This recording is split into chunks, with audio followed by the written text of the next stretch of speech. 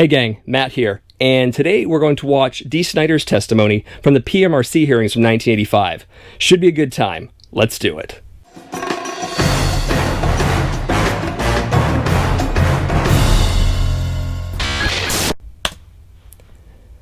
So I'm going to provide some links in the description of this video on some background info on these hearings, but it's probably helpful to know that this group, the PMRC, or the Parents Music Resource Center, were the ones behind this Senate hearing. They were made up of Washington wives, basically wives of senators and public figures, who were able to make this happen, and this entire kangaroo court, mind you. So let's watch, see what happens.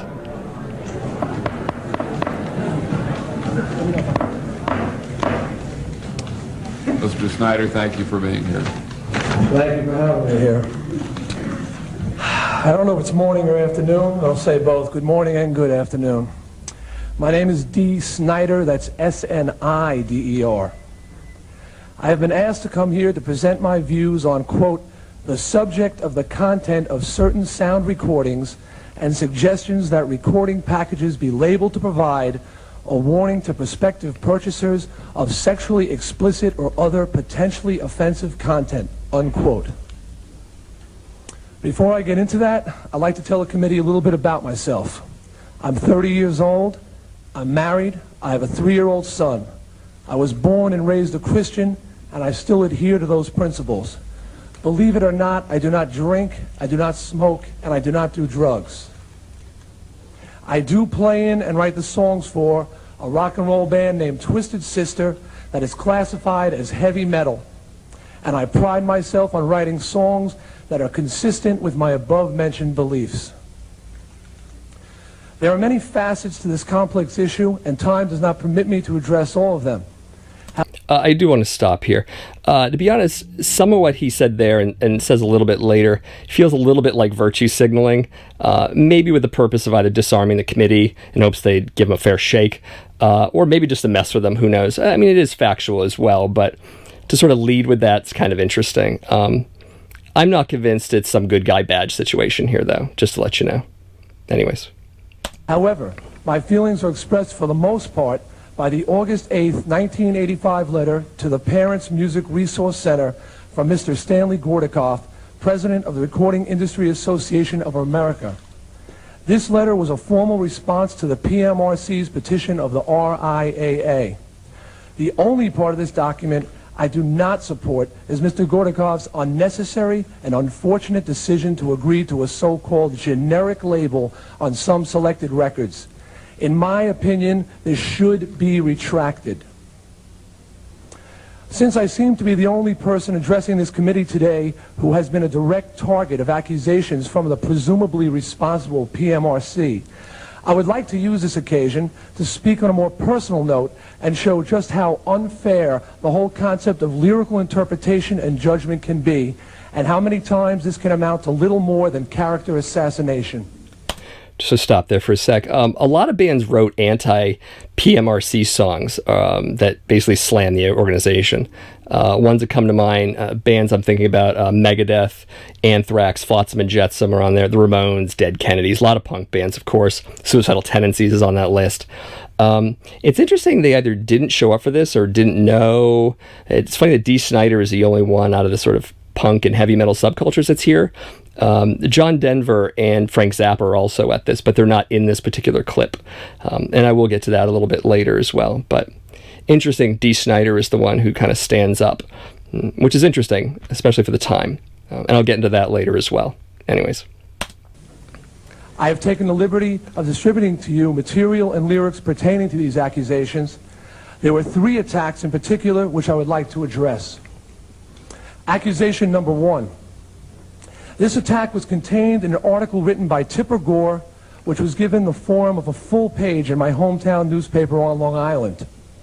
In this article, Ms. Gore claimed that one of my songs, Under the Blade, had lyrics encouraging sadomasochism, bondage, and rape. I'm going to stop there again.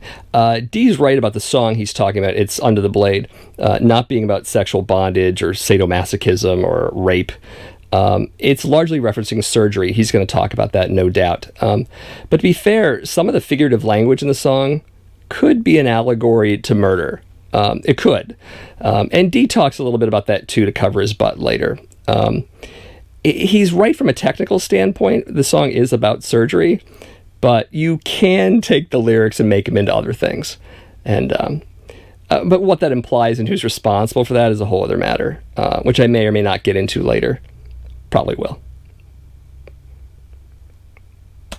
The lyrics she quoted have absolutely nothing to do with these topics. On the contrary, the words in question are about surgery and the fear that it instills in people. Furthermore, the reader of this article is led to believe that the three lines she quotes go together in the song, when, as you can see from reading the lyrics, the first two lines she cites are an edited phrase from the second verse, and the third line is a misquote of a line from the chorus. Quoting the song, you're cornered in the alleyway, you know you're not alone, you know it's going to end this way, the chill goes to the bone. Again, figurative language to express fear of surgery, but it's kind of reasonable to assume that those lyrics might also be about a knife assault. You know, it's reasonable. So, there's that. That the writer could misquote me is curious, since we make it a point to print all our lyrics on the inner sleeve of every album. As the creator of Under the Blade, I can say categorically that the only sadomasochism, bondage, and rape in this song is in the mind of Ms. Gore. Accusation number 2. The PMRC has made public a list of 15 of what they feel are some of the most blatant songs lyrically. On this list is our song, We're Not Gonna Take It, upon which has been bestowed a V rating indicating violent lyrical content. You'll note from the lyrics before you that there is absolutely no violence of any type either sung about or implied anywhere in the song. Now, it strikes me that the PMRC may have confused our video presentation for this song with the meaning of the lyrics. It's no secret that videos often depict storylines completely unrelated to the lyrics of the song they accompany. The video for We're Not Gonna Take It was simply meant to be a cartoon with human actors playing variations on the Roadrunner Wile E. Coyote theme. It is a bit ridiculous that Snider has to defend the video for We're Not Gonna Take It. I mean, if you've seen it, you know it. It's a live-action cartoon show, basically. And most teenage metal fans took it as such back in the 80s. I was definitely one of those. Any other opinion is merely out-of-touch parents who don't want to have a straight talk with their kids, which is a common theme, and I'm probably going to mention that a few more times. But Dee's definitely implying that here, too, by the way. Each stunt was selected from my extensive personal collection of cartoons. You'll note when you watch the entire video that after each catastrophe our villain suffers through, in the next sequence he reappears unharmed by any previous attack, no worse for the wear. By the way, I'm very pleased to note that the United Way of America has been granted a request to use portions of our We're Not Gonna Take It video in a program they are producing on the subject of the changing American family. They asked for it because of its, quote, lighthearted way of talking about communicating with teenagers, unquote. It is gratifying that an organization as respected as the United Way of America appreciates where we're coming from. I've included a copy of the United Way's request as part of my written testimony. Thank you, United Way. Accusation number 3. Last Tuesday, a public forum regarding the lyric controversy was held in New York. Among the panelists was Ms. Gore. Trying to stem the virtual tidal wave of anti-rating sentiment coming from the audience, Ms. Gore made the following statement, quote, I agree this is a small percentage of all music, thank goodness, but it's becoming more mainstream. You look at even the t-shirts the kids are wearing, and you see Twisted Sister and a woman in handcuffs sort of spread-eagled, unquote. This is an outright lie. You know, it's likely that Tipper Gore thinks all heavy metal t-shirts look the same, as probably many other parents of her ilk did. And they do look similar, some, let's be honest. I've read a number of her quotes, and I've seen a few in television clips as well as a kid, and remember that she generalized a whole lot. He may or may not go more into that here, but, you know, we'll see. Anyways. Not only have we never sold a shirt of this type, we have always taken great pains to steer clear of sexism in our merchandise, records, stage show, and personal lives. Furthermore, we have always promoted the belief that rock and roll should not be sexist, but should cater to males and females equally. I feel that an accusation of this type is irresponsible, damaging to our reputation, and slanderous. I defy Ms. Gore to produce such a shirt to back up her claim. I'm tired of running into kids on the street who tell me that they can't play our records anymore because of the misinformation their parents are being fed by the PMRC on TV and in the newspapers. These are the only 3 accusations I've come across. All 3 are totally unfounded. Who knows what other false and irresponsible things have been said about me or my band. Also, briefly, I should mention this type of moral panic was in full swing, with false reports of satanic ritual abuse and occult crime dominating tabloid TV and print media. That kind of stuff set the stage for this type of hysteria. It really did. It came and went with heavy metal and later rap music, for those who remember in the late 80s, early 90s, and the Two Live Crew thing and other acts. Throw in the social conservatism of the Reagan era, and it's pretty much a recipe for witch hunts. And this committee hearing is a shining example of that time. It totally is. So there happens to be one area where I'm in complete agreement with the PMRC, as well as the National PTA and probably most of the parents on this committee. That is, it is my job as a parent to monitor what my children see, hear, and read during their preteen years. The full responsibility for this falls on the shoulders of my wife and I, because there is no one else capable of making these judgments for us. There it is. Parents can thank the PMRC for reminding them that there is no substitute for parental guidance, but that is where the PMRC's job ends. Or shouldn't begin. The beauty of literature, poetry, and music is that they leave room for the audience to put its own imagination, experiences, and dreams into the words. The examples I cited earlier showed clear evidence of Twisted Sister's music being completely misinterpreted and unfairly judged by supposedly well-informed adults. We cannot allow this to continue. What's interesting here is that this whole push by Republicans on the right to install what's basically a nanny state, by telling us all what to think and listen to, is now being pushed by the left, or a part of the left, admittedly, and the scourge of political correctness. I don't really care what flavor the authoritarianism comes from. It's inherently the same thing with a new package. Definitely think about that as you watch this. Yeah. There's no authority who has the right or the necessary insight to make these judgments. Not myself, not the federal government, not some recording industry committee, not the PTA, not the RIAA, and certainly not the PMRC. I'd like to thank the committee for this time, and I hope my testimony will aid you in clearing up this issue. Thank you, Mr. Snider. I get a glass for some water, please? Thank you. Yeah. Yeah, you're a cameraman. You can do it.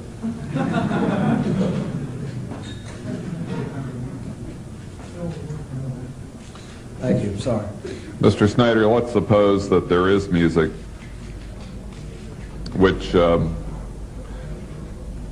say, glorifies incest. Not yours. Let's suppose that there is some music that glorifies incest. First of all, Senator John Danforth. Incest. A completely random example. I consider myself pretty versed on heavy metal, especially the 1980s, and I'm fairly sure that songs about incest weren't exactly common. I can't really name one, to be honest. But the senator appears to know something we don't, apparently, so let's let him continue. Do you think that, do you think parents should know about it? Or do you think that it's just a matter between whoever's selling the record and whoever's buying it? As I said in my testimony, I think it's very important that parents be aware of that these lyrics exist. How could they find out about it? Well, quite simply, as a parent myself and as a rock fan, I know that when I see an album cover with a severed goat's head in the middle of a pentagram between a woman's legs, that it's not the kind of album I want my son to be listening to. Right. If I read a title on the back of, say, somebody said Ice Cream Castle, a title called If the Kid Can't Make You Come, whatever it is, I realize that's a sexually explicit song. By just looking at the cover, looking at the lyrics, looking at the, I should say, the titles, that should cover just about all bases. The few albums that do not express their intentions on the cover or in the song titles, I think a parent could take it home, listen to it, and I don't think there's too many retail stores that would deny them the ability to return the album for something different. Power of the purse. Right. Do you think that that most parents, or even kids for that matter, know everything that's on an album when they buy when a child buys an album? I don't know half the things that are on half the albums I own. Right. Some of the bands I listen for musical reasons. Other bands I listen to for lyrical reasons. I know that AC/DC, one of my favorite bands, sings a lot of songs glorifying hell and damnation. I'm a Christian. I don't believe in, I don't want to go to hell, and I don't want to be damned for all time, but I do like the feel of the songs. The lyrics have no effect on me. Other bands who have more to say, I listen to their words and I learn from their words. Do you think that now there is adequate basis for parents to know what's on the records that their kids are buying? I think if they really are concerned, there is. But quite honestly, I don't think that the majority of parents are in reality as concerned as the PMRC or myself. I don't think they really want to spend the time to listen to what they might consider to be a bunch of noise. You know, they put it on and they can't understand the thing that's being said anyway. So I think most of them don't spend enough time with it. And of course, the solution isn't the PMRC to take over in the parenting department. But anyways, I think the bigger problem here isn't so much that records would get stickers on them saying parental advisory or "oh for a cult" or whatever. I think the implication that a small group of people might have gotten to decide what's good or bad for a kid is really the sticking point here. If I was a parent, I'm sure I wouldn't want to unquestionably accept an authority outside of myself, especially about what my kids should be exposed to. I think that would be my job. Also, who's to say what rating stickers wouldn't have been slapped on records willy-nilly? Ultimately, overreaching to even the slightest whiff of impropriety. Who gets to decide again? It isn't like labels on medication or tobacco products. Because they have actual science to back them up. This is all opinion making, and it's outsiders looking in. So it's a lot of desperation and overreaching. But yeah, you might know that though. Senator Hollings? Yes, Mr. Snider, I think I'd just take the opportunity to make an observation because... I'd like to make an observation. Senator Hollings, like Al Gore, who you'll hear from later, is a Democrat. And in fact, with a couple exceptions, Danforth being one of them, the PMRC and these hearings were propelled by Democrats and avowed leftists, which is interesting. Which is weird during that time, maybe, but maybe makes perfect sense now, considering where censorship and such is coming from these days. See big tech for a lot of that. Maybe this is a sign of things to come. Who knows? Something to think about. Anyways. You and I would differ as to what's obscene or what's shocking or what's vulgar, and persons of goodwill will differ on that particular score. I think that somewhere in this hearing record we should not be on the defensive, and we shouldn't create the atmosphere that we're powerless. The absolute nature of your statement that we don't have any authority, I only want to refer everyone to the Pacifica Foundation case, where the Federal Communications Commission was questioned as to its power to regulate public radio, TV broadcasts that was indecent but not obscene. You see, they differed between what was indecent, what was obscene, and what was shocking. They had the 7 dirty words. I think everyone remembers that case on the West Coast. And the Supreme Court of the United States found out positively the FCC had the authority, had the responsibility, and I'm quoting from the language of the Supreme Court, patently offensive, indecent material presented over the airwaves confronts the citizen not only in public, but also in the privacy of the home, where the individual's right to be left alone plainly outweighs the First Amendment rights of an intruder. What's funny here, of course, is that what's obscene in 1954 or 1984 or 2019 changes. It changes about who's in power, who has social power, as well as changing of the times too, in the generations. So this can't be a standard that's set in stone, that these things are obscene and these things are indecent forever, because it just doesn't work out that way. So, something to consider. So this isn't just a forum to rally one way or the other and hope something happens. This is a forum with a definite responsibility with respect to Congress and enunciating the duties of the Federal Communications Commission, which have been constitutionally followed. So I understand your opinion, and that's why we invited you up here to hear your words and not mine, but I think that the general nature of all this testimony of nothing censorship, First Amendment absolutism does not pertain with respect to the broadcast media, and that's, of course, the main media, I guess you would agree, to actually sell the record, wouldn't it not be? Yes, except I'd like to clarify something. I said no authority has the right or necessary insight. I didn't say you weren't able to. I said you don't have the right, or I don't have the right, or the RIAA.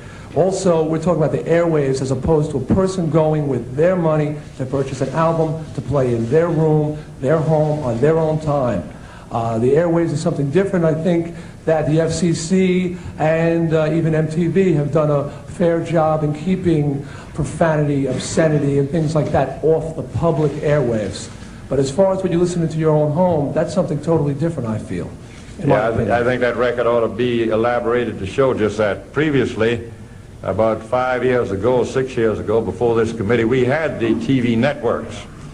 And pursuant to that particular hearing, they again came back, I remember specifically CBS, and they demonstrated how they had this film, and then they got together with their producer and removed certain scenes of violence and certain four-letter words and did not offend the producer's sense of art and the production itself. So we've made some progress, but bottom line with respect to these particular records, the Supreme Court has found that there is that right and that responsibility. Thank you, Mr. Chairman. Well, that's one interpretation, I suppose. But, this is all interpretation if we're talking about, rights and things like that. So, and, it's one of those things as a society that we have to sort of duke it out and, and figure what we mean by it. But, yeah. But I think the example of radio and TV versus a record you purchased is whatever. And Dee's right, of course. But it's interesting. Anyways, we are going to hear next from the man who invented the internet. That's right, Senator Al Gore. So I'm sure he'll enlighten us. Thank you very much, Mr. Chairman. Excuse me, are you going to tell me you're a big fan of my music as well? No, I'm not. I'm not a fan of your sorry, music. Mr. Gore. I'm aware that Frank Zappa and John Denver cover quite a spectrum, and I do enjoy them both. I am not, however, a fan of Twisted Sister, and I will readily say that. Mr. Snider, what is the name of your fan club? The fan club is called the SMF Friends of Twisted Sister. And what does SMF stand for when it's spelled out? It stands for the Sick Motherfucking Friends of Twisted Sister. Is this also a Christian group? I don't believe that profanity has anything to do with Christianity. Thank you.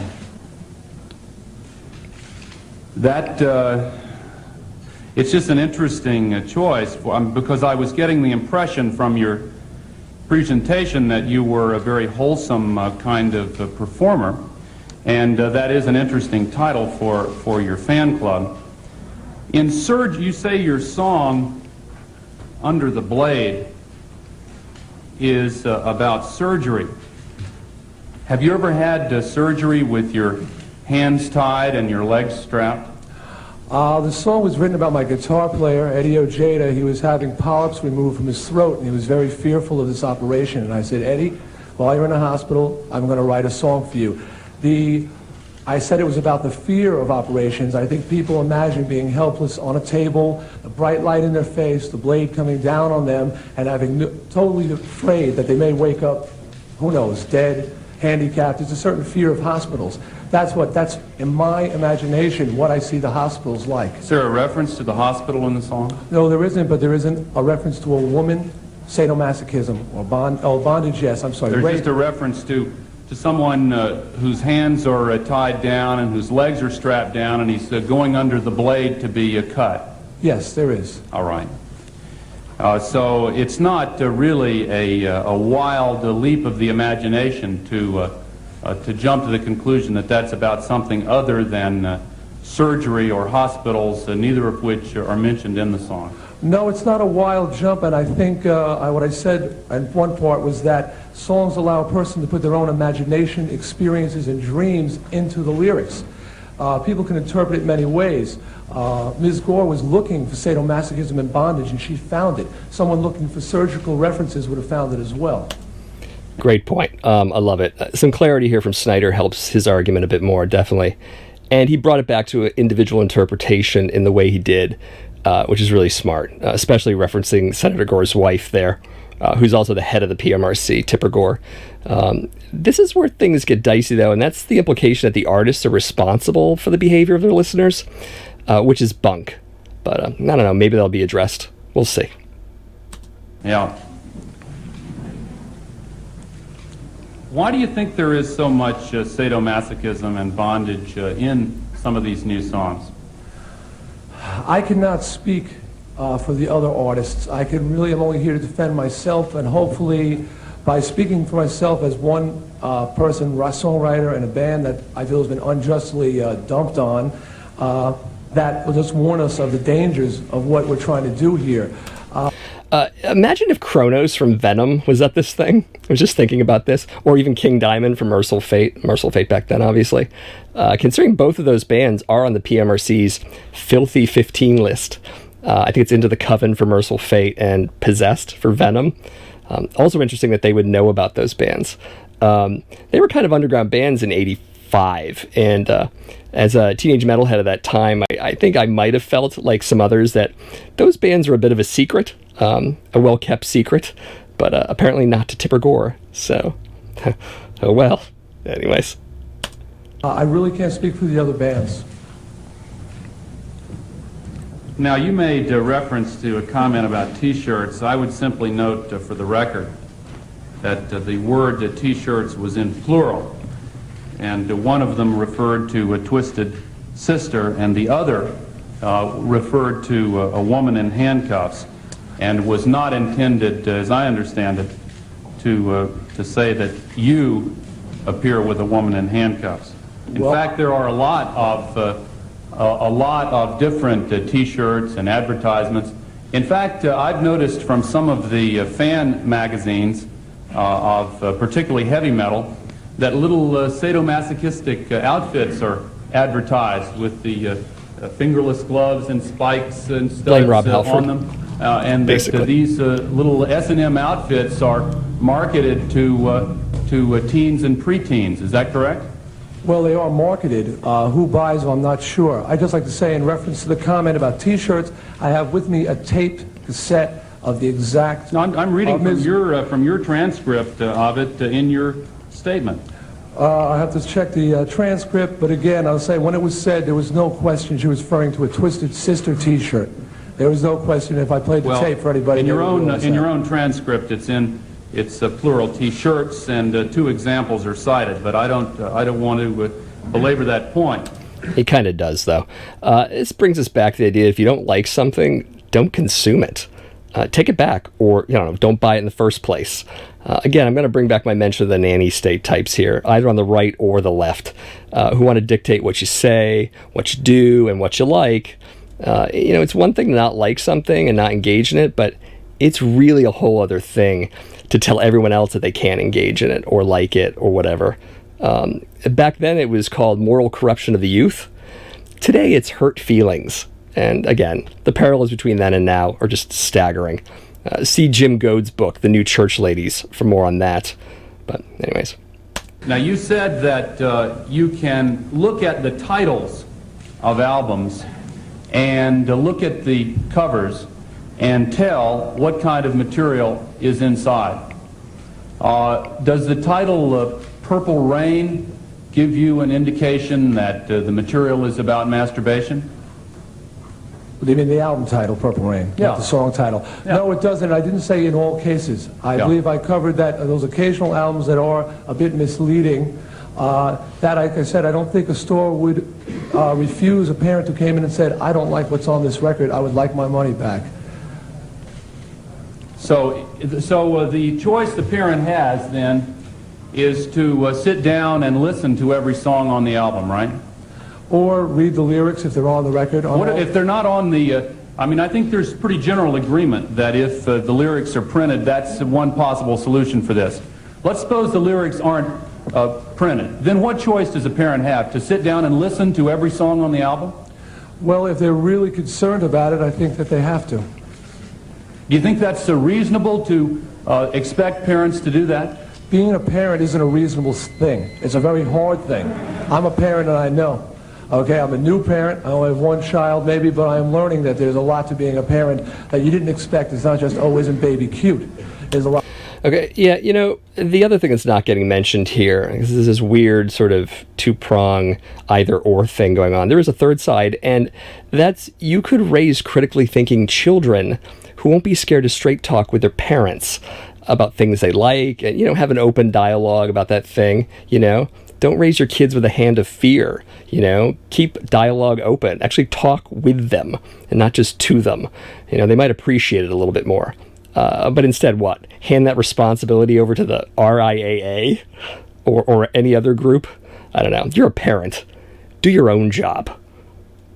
A lot of labor, and a lot of time, and a lot of effort that goes into it. It's not totally pleasurable. Yeah, and you'll find when they get a little bit older that when they're exposed to the kinds of themes that we were presented with earlier, that if you love your child, you're going to be concerned about that. And if you want to protect that child from unnecessary exposure to inappropriate material, you sometimes need a little help, the kind of guidance that is presented in the movie industry, and it is totally unreasonable, in my view, to expect parents to come and sit down and listen to every single song in the albums that their children buy in order to fulfill their responsibilities as parents. Now, the only thing that I felt at all comfortable about in your statement was when you said that you shared some of the concerns of the PMRC. I would simply hope that, or end by expressing the hope, because my time has expired, that artists and record companies will find a way to manifest that concern in some self-restraint and show of responsibility to give parents a break. You're right, it's tough being a parent. It's even tougher being a kid. If both are going to be able to deal with the kind of material that's coming out in popular music, it seems to me the industry has a responsibility to give them a little help. Thank you, Mr. Chairman. Senator Rockefeller. So Senator Jay Rockefeller here should be mentioned, also a Democrat, in case you're keeping score. Again, it's interesting that it's coming from this side. I think it's more interesting now than it was back then, maybe. I don't know. There was social conservatism on both sides during the 1980s, but again, fascinating. And they seem to be the biggest sort of witch finder generals in this case, but or this hearing rather. It's not really a case, but anyways. Mr. Snider, how would you do you feel that you have a responsibility as an artist in terms of those words that you write, a responsibility for those who would hear those words? I feel a tremendous responsibility, and as I said, I don't put anything down on a record that I can't stand behind with my beliefs 100%.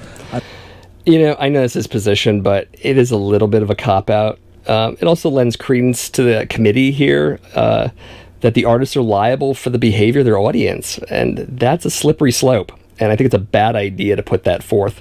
It also flies in the face of personal responsibility, which I have an issue with, and I think others would as well. He had an opportunity to stick up for that, and he didn't. So, a little disappointed there. I think he dropped the ball. I don't sing about drugs, sex, alcohol, because I don't advocate sexism, the use of drugs, and drinking. so I don't write about those things. I only write about things I believe in. And that's the way you define what your responsibility is? That is, not to write about things that you don't believe in? Yeah, that's how I define my responsibility. To write about things that you can stand behind. I feel myself to be a moral person, and I think that I have a lot of positive things to tell people about. And everything, like I said, on my records, I will stand there and say, yes, I wrote those words, and this is what it meant, and this is what I was trying to say, yes. Or you could say, you know what, it's rock and roll. F you. You know, deal with it. But, you know. Do you think that, parents, not only those who are in PMRC, but other parents who are concerned here and across the country about the development of new trends in music and the lyrics that go along with that music are naive or somehow missing the point? Do you think that they're unduly worried about some of the developments and writings about sadomasochism, suicide, rape, other things? I mean, do you think that's really not that serious a problem for this country and our young people? That's like sort of a multiple question. It's all to Dee Snider, apparently, the answer. And I don't think that at times they're unduly worried, but I do think sometimes they take it overly serious. I mean, there are monster movies on all the time. They've been going on for ages, and people watch a monster movie and they get scared and they walk away, and it was just a movie. Rock and roll, many times, is the same thing, trying to get an effect either of laughter, of sadness. A lot of the heavy metal bands are trying to scare people and just make them just like a horror movie. Vincent Price isn't getting have problems because he's done all these monster pictures. He's just an actor. I'm not going to say I'm just an actor, but I am entertaining people, and a lot of these bands are entertaining people. And when they were reading some of these lyrics before, I couldn't help but laugh. I mean, I hadn't heard some of them, but some of the lyrics were ridiculously ridiculous. I mean, you know, and a kid, even a kid reading that, I think would go, oh my God, what's going on? You know, it's ridiculous. Ridiculous is the only word I could think of. Some of the lyrics. It would have been better if he had brought this comparison up a little earlier, maybe led with it a little bit. Yeah, you know, better late than never.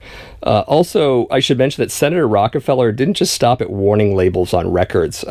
He also went to battle with video game makers to examine links between violent video games and the violent acts of children.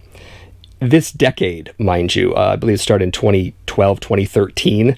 So that's where you know you're getting this guy from. Anyways, let's continue. In the vehemence with which you attacked Senator Gore's wife, I detected sort of a defensiveness somehow on your part, sort of a lack of unsureness of where you stand in this. Why did you feel it necessary to attribute some of the qualities to her that you did? Why was that important to your testimony? First of all, I wasn't attacking Senator Gore's wife. I was attacking a member of the PMRC. Okay, those two. Senator Gore's wife by name. Oh, her name is Tipper Gore, isn't it? Yeah. Okay, I didn't say the senator's wife. I said Tipper Gore. Okay. Secondly, defensive. I've been working very hard. I believe in the music I play. I believe we have a very bad reputation, and I've been doing a lot on my part to try and say, hey, this isn't a bad thing. This is fun. This is fantasy. Kids are coming out. They're screaming. They're yelling. They're letting out their emotions, and they're going home and they're feeling better because they let out a lot of their frustrations. As I said, I pride myself on writing lyrics that are not offensive and that are saying something positive. Most of my songs are about personal freedom. And when somebody tells me, after all I've done to fight against sexism, that I've got a shirt with a spread eagle woman, or it says... To fight what? All I've done to fight sexism. We steer clear. The whole Twisted Sister thing is a very ambiguous. Guys wearing makeup. We don't act like women. We act like men. Should mention he's also wearing a shirt of himself, which you don't see as much in this video, but you see it in promotional photographs and press photos of the time. Literally a picture of Dee Snider on Dee Snider. It's kind of funny. Cater to the males or females in the audience. It's just one audience. So when someone says there's a song about sadomasochism and bondage, or someone says we're not going to take it, is violent lyrical content, which is what it's been rated for, yes, I'm defensive. Yes, that gets me angry. I'm trying to get adults to see that heavy metal is not totally a bad thing. If you like this video, definitely give it a thumbs up. And share the video as well. You know, share with your friends on social media or your blog or wherever. I definitely love when people get the word out because it helps me a lot. Also, consider subscribing to this channel if you haven't already done so. Subscription is the best way to find out when I put out a video. I try each and every Monday to put a video out, but that's the best way to find out. Also, if you've got ideas for reaction videos, let me know that in the comments as well. I'd love ideas, and I come up with some, but I know you guys can come up with some even better. So definitely let me know. That's it for now. Take care and ever forward.